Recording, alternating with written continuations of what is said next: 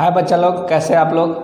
तो आज का जो हम लोग वीडियो बनाने जा रहे हैं इसमें चर्चा करेंगे कि जब एक से ज़्यादा पॉइंट चार्ज रखा हुआ हो और किसी खास पॉइंट पे पी पॉइंट पे हम ले लेते हैं ऐसे रैंडमली, अगर टोटल पोटेंशियल हम लोग से पूछता है तो कितना होगा।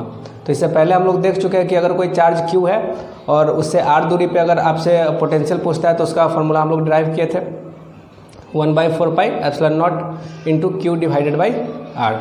तो आज के वीडियो में हम लोग को देखना अगर एक से ज़्यादा पॉइंट चार्ज होगा तो हम लोग कैसे उसको फॉर्मुलेट करेंगे। तो हम लोग मान लेते हैं यहाँ पे सेवरल पॉइंट चार्ज। यहाँ पे हम मान लेते हैं ये Q1 है, ये Q2 है, ये Q3 है। ज़रूरी नहीं है कि आप 3 ही चार्ज लें, आप 3 से ज़्यादा भी चार्ज ले सकते हो और कोई भी रैंडम पॉइंट यहाँ पे P है। तो अगर हम सिर्फ चार्ज Q1 का बात करेंगे तो चार्ज Q1 के कारण यहाँ पे कितना पोटेंशियल है।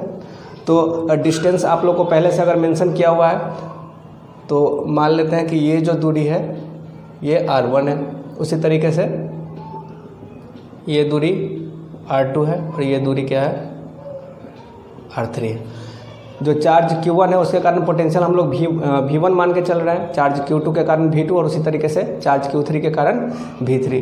तो यहाँ पॉइंट P पे Q1 के कारण कितना पोटेंशियल हो जाएगा V1, Q2 के कारण कितना पोटेंशियल है V2 और Q3 के कारण कितना पोटेंशियल है V3। ये V1, V2 और V3 का वैल्यू आप लोग पहले से जानते हैं। जो फार्मूला सिंगल पॉइंट चार्ज के लिए होता है वही फार्मूला यहाँ पे अप्लीकेबल होगा।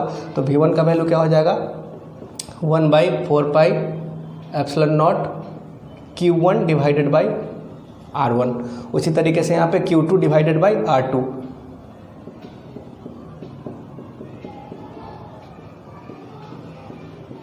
और V3 का वैल्यू क्या हो जाएगा 1/4 pi epsilon not Q3 divided by R3। लेकिन तो जो पॉइंट P है वहाँ पे टोटल पोटेंशियल कितना होगा। तो हम लोग जानते हैं कि पोटेंशियल स्केलर क्वांटिटी है और स्केलर क्वांटिटी को आप जनरल मैथ से जोड़ सकते हैं। तो यहाँ पे टोटल पोटेंशियल हो जाएगा V1 plus V2 plus V3। तो यहाँ पे हम लोग लिखेंगे total potential at point P। Total को हम लोग VT से डिनोट करते हैं, V total is equal to V1 plus V2 plus V3। अब तीनों को ऐड करेंगे तो 1/4 पाई एप्सिलॉन नॉट कॉमन ले सकते हैं और ये जो अंदर का मटेरियल है उसको ब्रैकेट के अंदर डाल सकते हैं Q1/R1 plus Q2/R2 plus Q3/R3। तो ये आपका था, काफ़ी छोटा टॉपिक था। अब हम लोग पोटेंशियल डाइपोल के कारण निकाल रहा है। तो दो जगह पे हम लोग को निकालना है, एक इक्वेटर पे और एक एक्सिस में। तो पहला टर्म हम लोग ले रहे हैं इक्वेटोरियल पॉइंट पे। तो पहले हम लोग फटाफट एक डाइपोल बना लेते हैं।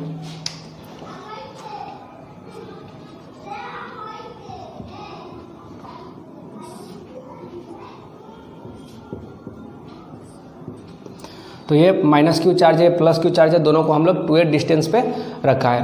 तो जो इक्वेटोरियल पॉइंट होता है तो इसके परपेंडिकुलर बाइसेक्टर पे कोई भी पॉइंट आप लोगे तो वो इक्वेटोरियल पॉइंट होता है।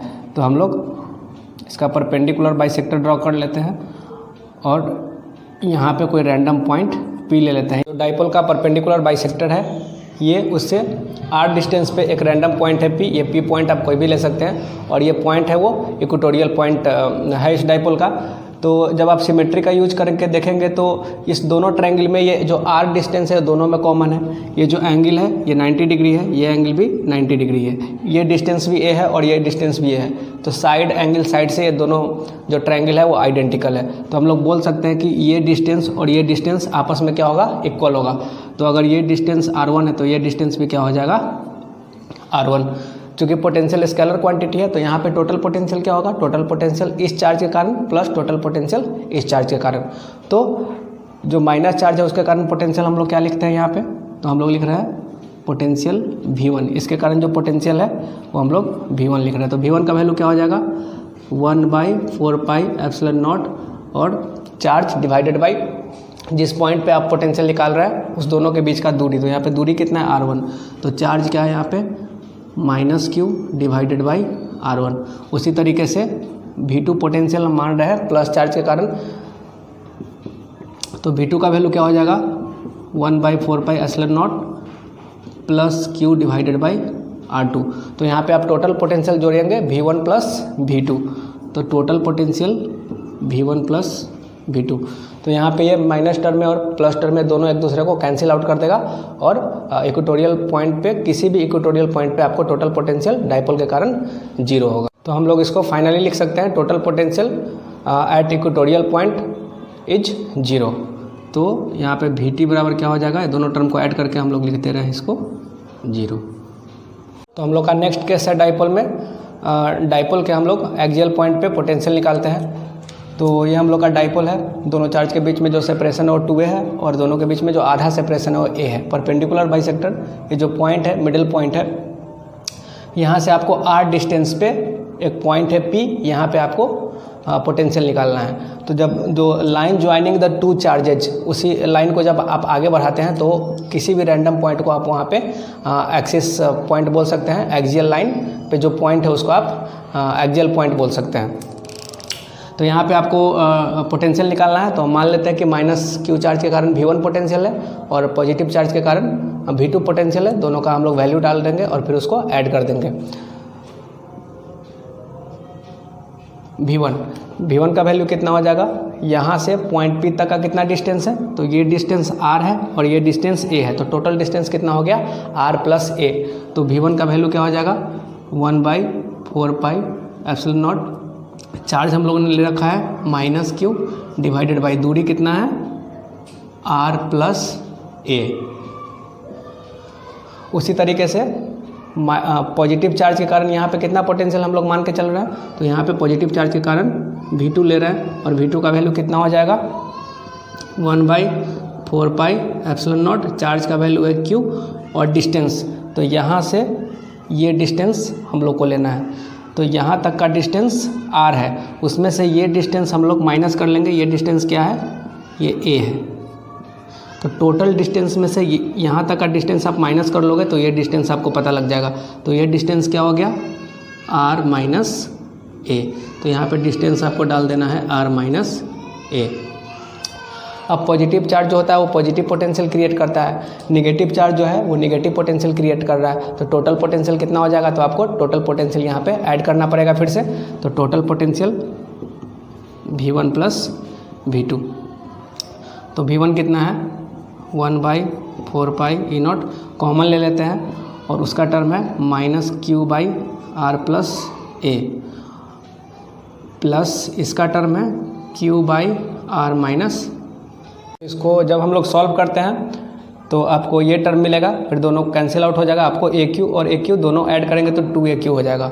और यहाँ पे हम लोग जानते हैं कि डाइपोल मोमेंट को हम लोग P से डिनोट करते हैं। और डाइपोल मोमेंट क्या होता है, चार्ज और दोनों के बीच के सेपरेशन को जब आप मल्टीप्लाई करते हैं तो वो डाइपोल मोमेंट होता है। तो यहाँ पे डाइपोल मोमेंट क्या हो जाएगा, Q × दोनों के बीच का दूरी 2a। तो जो फाइनल इक्वेशन है उसको हम लोग थोड़ा सा उसमें चेंज कर सकते हैं। तो 2AQ के जगह पर हम लोग क्या लिख सकते हैं, P। तो हम लोग का जो फाइनल है पोटेंशियल एट एक्सियल पॉइंट क्या हो गया, 1/4πε0 P divided by r² - a²। अब इसका जो है वो एक स्पेशल केस आता है। स्पेशल केस में हम लोग क्या देखते हैं, जो r डिस्टेंस है वो बहुत ज़्यादा अगर बड़ा है a से, तो हम लोग क्या कर सकते हैं, r में अगर a आप जोड़ते हैं या घटाते हैं तो r में कुछ खास फर्क नहीं पड़ता है। तो स्पेशल केस इसका है when r is greater than a। तो आपको क्या करना है, यहाँ पे r में a को ऐड कीजिए या a को घटाइए तो r में ज़्यादा फर्क नहीं पड़ेगा। तो इसको हम लोग क्या करना है, r² - a² ये ऑलमोस्ट सिमिलर टू r²। तो हम लोग का जो फाइनल इक्वेशन है पोटेंशियल का वो क्या हो जाएगा,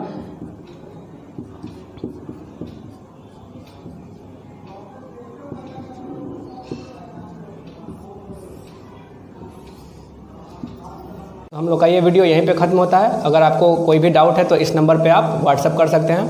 तब तक के लिए बाय बाय।